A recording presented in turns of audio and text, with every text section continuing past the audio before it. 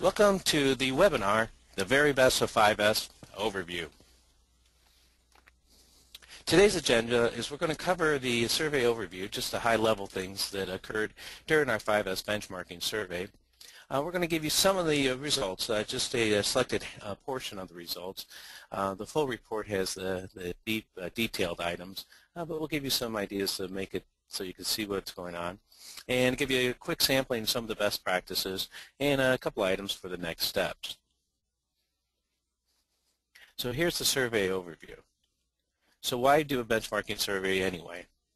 Well, we realized there was a lack of good information available for 5S out there, and we wanted to see how companies compared to each other. Maybe they can help each other out to improve and gain some valuable insights how others are implementing the 5S system. And of course, this is a way to share some of the 5S best practices. At 5S Supply, this was one of our ways just to give back to the lean community that's been so good to us. So the survey had 9 categories and 40 questions. And so what we wanted to do is keep the 5S implementers in mind. What would you want to know? What makes a great 5S system? So we covered a few things, including the demographics, the makeup of the people who actually filled out the surveys, some general 5S information, 5S implementation, meaning how you went about doing it, gaining management support, 5S training, audits, reward and recognition, and then operational excellence. And these are questions that were based off the Shingo Prize Award. And then we did a lot with sharing best practices. So let's just do a summary of the selected results. We'll start with the demographics. This page shows that basically there was a lot of different groups involved in completing the survey, and these are just kind of like the high-level ones of what occurred. So 65% of the respondents worked in privately held companies. The other ones were either government or in publicly held companies. 58% were either in consumer goods or industrial goods. And as a side note, 10% were in the healthcare industry. And when it came to filling out the survey, 44% said that their company had annual revenues or sales in the $10 million to $100 million range. Of course, this went all the way up to greater than $500 million. And then 40% said their location of the primary location, or the person who actually was filling out the survey, worked in a facility that was either 10,000 or 10,000 to 100,000 square foot facility. Of course, there were larger and smaller facilities involved. And then 32% of the respondents said they work with organizations that had 101 to 250 employees. And then 32% said that they've been actively pursuing lean for about 3 to 5 years. So let's kind of get going here. So what's in the name? Well, the very first thing we just asked the question is, what do you call your workplace organization system? And 72% of the respondents said they call it 5S. But we do realize that other groups and other organizations do call it other things out there. What we did find is another common phrase that was used is success. And most companies would have 5S plus safety equaling success. Other ones use things all the way up to 7S, which has included safety and security, or companies even put in spirit, meaning how to get people involved. So this is just a quick breakdown of what most organizations call it. Now, here's a very interesting thing. We ask everyone to rate each of the 5 S's on a scale of 1 to 5, 1 being low, 5 being world class, and how would you rate your organization? Well, if you notice for SORT, the highest rating was a 3 at 42% of the respondents. The average was 3.05.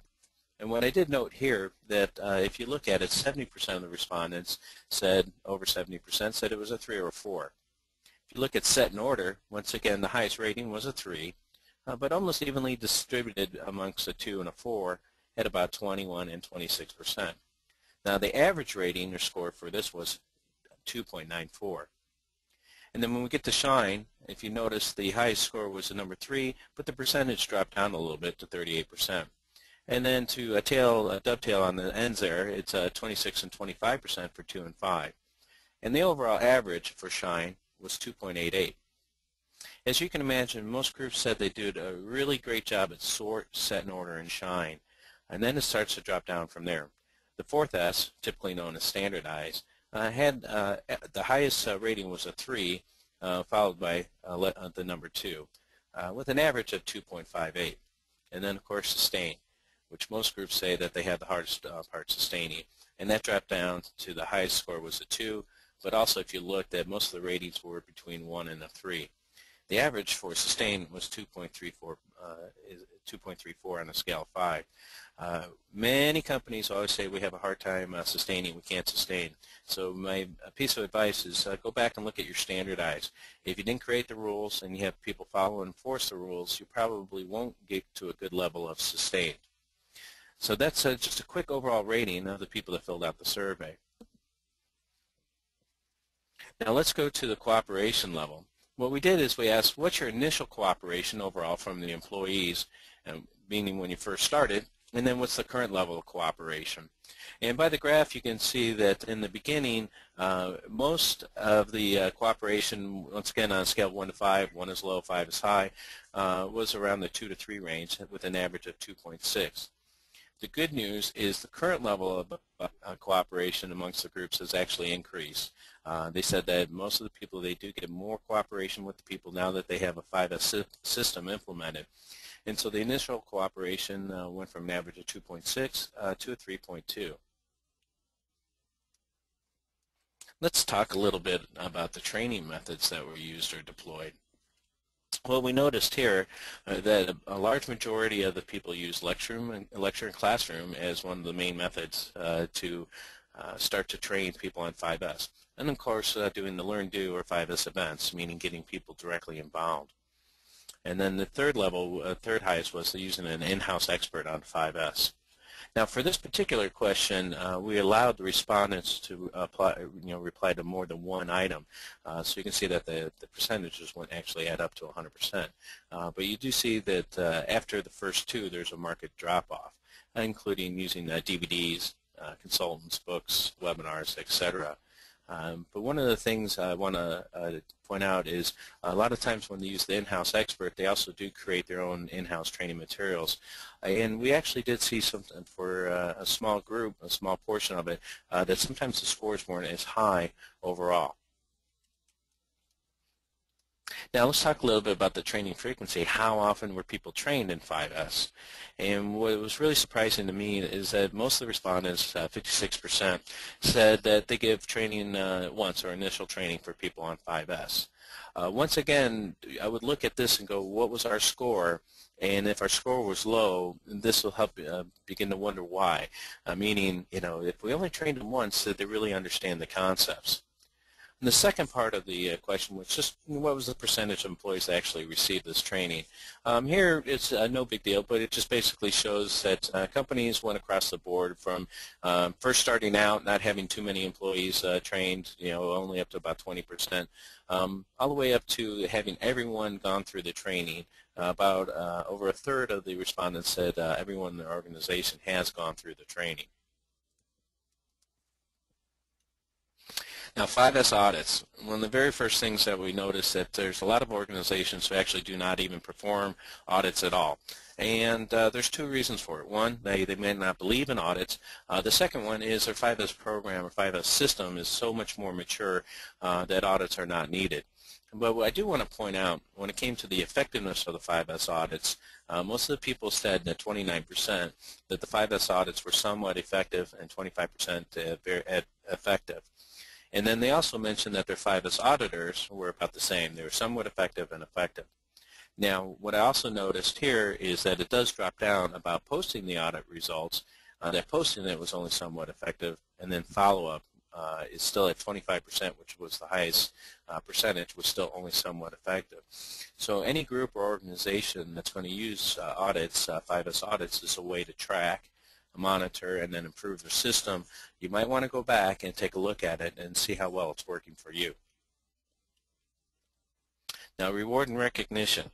This is one of those things that I thought was very astounding, that less than 50% of the respondents said they even bothered to use reward and recognition. Once again, I would look at that and see how does that tie in with our overall 5S scores. Now, some organizations don't think that reward and recognition is necessary. Others put too much of an emphasis on a dollar type of reward and recognition, but it doesn't have to be that. It could be something as simple as recognizing the people for their efforts and all the good work that they did. So it was kind of amazing here that the majority of the respondents said that the reward and recognition program was only a little effective or somewhat effective. So there's a lot of improvement that could be done in this area. Now this section had to do with operational excellence, and these categories were derived from the Shingo Prize, and you can get more information at www.shingoprize.org. But what we really wanted to do was get a feeling for the people aspect about it, or the operational excellence aspect of your 5S program. And so what we looked for here, do you feel that employees respect 5S? And for the most part, they said, yeah, they somewhat or mostly do. Now, does management listen and learn from employees regarding 5S? What we really notice here is it peaks at somewhat, 43%, and then drops off to a little and mostly on the sides there. And then the same thing, are employees more empowered as a result for 5S? So you notice that, yes, somewhat, they are somewhat empowered, more empowered because of 5S. Now, here's the thing about teamwork. Do employees work more cooperatively as a result of 5S? And once again, 37% of the respondents said, yes, somewhat. They are working more cooperatively. Now, this is the one I thought was a little interesting, kind of a side note here, is 5S made a noticeable contribution to a healthy environment. And this is actually where the scores kind of dropped down. For most of the respondents, they said only a little. Now, the interesting part was, 5S, an original reason that 5S was instilled was to help create a safe work environment. But it's kind of interesting here that maybe they either can't tell that 5S has improved the safety, or that 5S, their 5S program hasn't actually changed the results of their safety initiatives. Now this is the slide I think really should have the managers look at here, adding value and impact. So do employees feel that 5S adds value for the internal customers? And 34 and 33% somewhat or mostly, so they actually do feel that 5S adds value. Now, does 5S add value for external customers? The number one response was somewhat, meaning 32% said that, somewhat that 5S has value for external customers. Now, do the employees understand the impact of a good 5S system? And 33% said mostly, and 30% at somewhat. Now, do employees understand the overall impact of a poor 5S system? And if you notice that somewhat mostly the percentages were 29 and 28%, almost the same. So they kind of understand that, yeah, if you do have a poor system, they do understand what the impact of it can be. Now, do employees feel that 5S is a flavor of the month? This was a ringer because we wanted to make sure to see if they do feel it's a flavor of the month, you might have to kind of change how you communicate what 5S is about. Now, what I thought was astounding is hopefully the answer was not at all, but you did notice that some companies are the highest rating at 30% was a little, and some even said that 5S is somewhat a flavor of the month.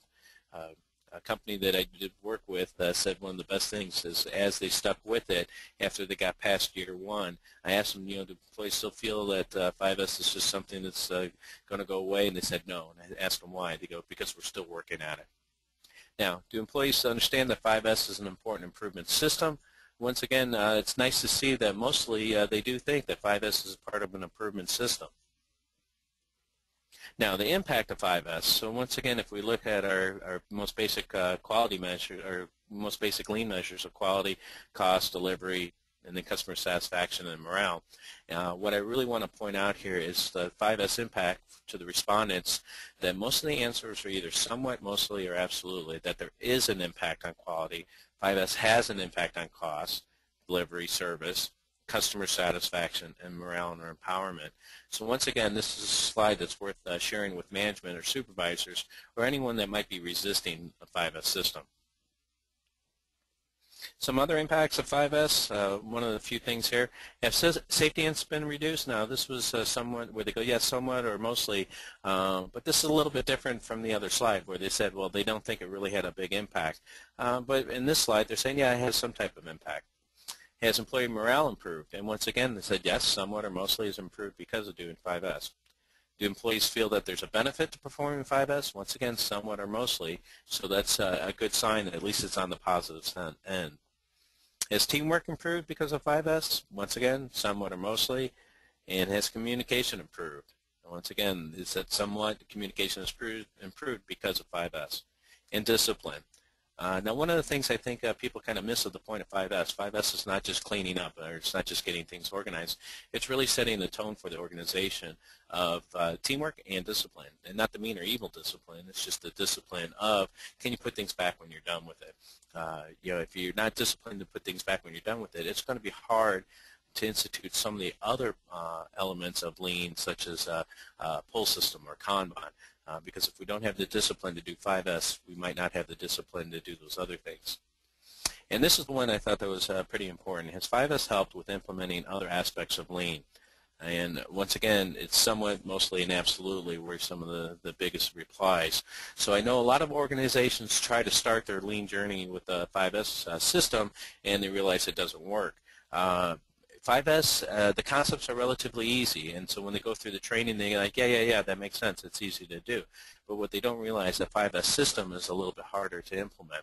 Remember, it's not the 5S tools that are hard. It's getting people to change. That's the hard thing to do. But once again, this is something that I'd like to point out for any the management folks, that by putting in a good 5S system, it's going to help you implement the other aspects of lean. To get more detailed information about this, please download a free copy of the ebook, The Very Best of 5S Supply, and it's available on the website at 5ssupply.com. So let's get just a quick little sampling of some of the best practices, or yokuten, which is just a Japanese word that means across everywhere, or best practice sharing. What I really liked about the survey itself is we culled through and we got over 50 great best practices, and what we did is we organized and grouped them into teams, training, reward and recognition, supplies, and audits. And here's a small, and I'll say unfiltered sampling, meaning we tried not to change the words of the people that filled it in from the survey. So just a couple of, like I said, just a sampling of some of the best practices here for teams or teamworks. I like this one. They said, hey, make sure you have a maintenance person on the team, and absolutely, because a lot of times 5S is the first chance we get to go in and help fix things sometimes. And then they said, make sure you have a map, or what I would call, maybe describe as a spaghetti diagram, or the layout of the area, and then before pictures, which obviously we want to tie in with after pictures so we can show improvement. Having the right group of people and team members in the training is highly important. Some of the other best practices will, say things like you got to have people from the work area on the team, and I agree, that's mandatory. This one in particular, I just liked it because they gave a very specific description here. The less motivated members need to be limited to only one per group, and so that's one of their best practices. Personally, I've seen people that have been some of the biggest resistors to 5S as they're part of a Kaizen event team become some of the greatest advocates for it. But once again, these are some of the tips or tricks that you might see in the report. In training, utilize a numbers game or some type of training to help reinforce the concepts. Another trainer uses real-life situations, and they describe things like grocery stores and their kitchen to kind of get the points across. And then a group used the 5S steering committee, which once again, that's something that we recommend to how to set up your 5S system, including the training. Reward and recognition, once again, we notice a lot of groups don't actually use this, but some of the recommendations from the people filling out the survey, including, hey, make sure you have some food. And I would have to agree, food is usually the #1 motivator for the teams there. Another group used a 5S trophy. If the department won, they get to have the trophy. And we heard of other great stories of people using some type of reward that way. Just make sure it's friendly competition, good competition, and not the crush everyone at all cost competition.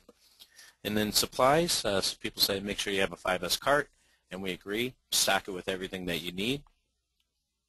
Audits, make sure that get people involved and share the results immediately and get some feedback. And then, of course, make sure you discuss the findings in the work area. And I like this idea. They said that each day the manager discusses these ideas. So once again, 5S Supply is here to help with your lean implementation. So we do have a free 5S numbers game on our website, and 5S carts and kits, tags, and other things. Feel free to visit, and you can see what we have that'll help you out. So a couple of next steps, a little up every day. All right, so remember, 5S is a system, not a program. People think about programs that go away or the end. 5S is something that's going to be instituted and sticks around forever. Think long term about 5S in your lean implementation, not just 1, 2, or 3 years out. Think of this as something being long term for your organization. Share this report. Grab the report, share it with others, have small discussions, get management involved, and figure out your best course of action. Now, what we'd like to do is challenge you. Share with us one thing, the one thing you could do now to help move your 5S system forward. If you're stuck or you can raise it to another level, what would you do? What would be your one thing? Please send it to webinar@5ssupply.com, and we'd be glad to post those up. So stay tuned for more webinars and deep dive sessions. We're going to have some more best practices shared on our social media outlets, including twitter.com/5ssupply, our Facebook page, and our blog. And 5S Supply is here to help. We can do everything from in-house training and implementation to having the right products and items you need to create and sustain your lean efforts. So just a quick wrap-up, conclusion. For 5S success, make sure that everyone participates, no one's exempt, and promote the participation, get people involved. Keep at it even when it's not easy. Make sure everyone understands what 5S is and why it's needed.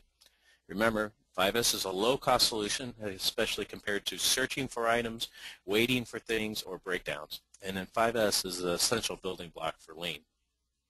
So additional resources, including our blog, Facebook, Twitter, but we also have a LinkedIn group. You can watch some of our how-to videos on YouTube or Vimeo, and then visit our Flickr photo stream for some before and after photos.